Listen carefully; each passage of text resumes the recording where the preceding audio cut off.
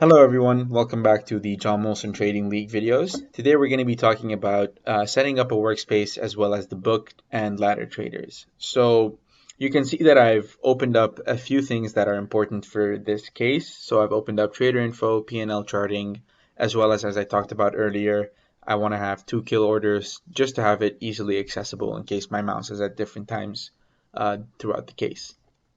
But more importantly, we're going to be talking about the ladder and the book trader. And so since we have two stocks, we're going to be dedicating one trader to each stock. So the book trader is going to be trading crazy. The ladder trader is going to be trading tame.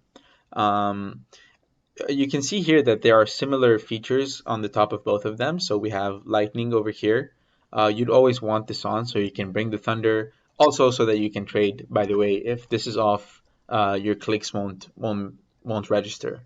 Next up, we have your volume. This is the volume of, this is the volume you'd want to put into your orders. So you always want to keep this at a respectable amount, minimum of 2,000.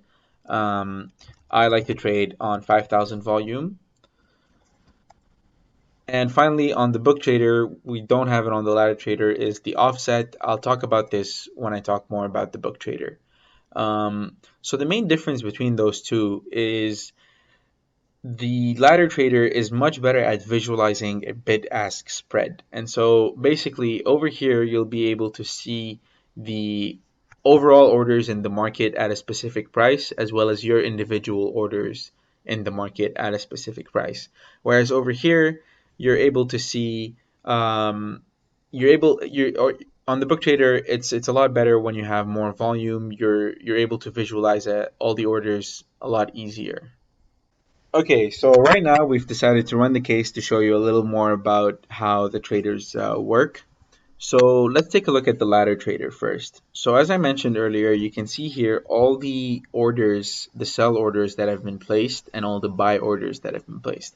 And so what this means is that if I place an order of 5,000, let's say over here, the priority goes to filling out everything beneath my order. All the prices below my order are going to get filled first because the bid is going to be progressively increasing like that. The same concept works on the bid side. So if I place a bid below this 4,000, it's going to get filled before mine gets filled. You can also very easily visualize the spread between the bid and the ask over here. Whereas on the book trader, it's a lot better to use during high volume cases. And so you have two pages, if you will, of the book. You have the buy page on the left and you have the sell page on the right. And the book's advantage over the ladder trader is that it allows you to place either limit or market orders. So the limit orders, you're going to want to place them with your left clicks. And so if I click on the top of my left here at 972, I just placed a limit order for 5,000 at 970, and I'll just wait for that to get filled. And if I left click on the right, on the sell page of the book, I place a limit sell order. It got filled immediately. You don't see that. So if I click further down, let's say at 975, I'd place it at just above 975, not at what it's currently trading at, but just above for it to be filled over there. And so this is where the offset kicks in. If I place my offset to 0 and I click on 970, it'll actually place my order at 970 as well. But if my offset is 1 and I click a sell at 970, it'll place it at 969 to try and beat that 1%. So the offset is just the 1 cent difference in the price that you click on. Now I mentioned that you can place a market order on the book trader. You do that by right clicking, and the order is flipped. So on the left, if you right click, it's actually a market sell order, and on the right, if you right click, it's a market buy order.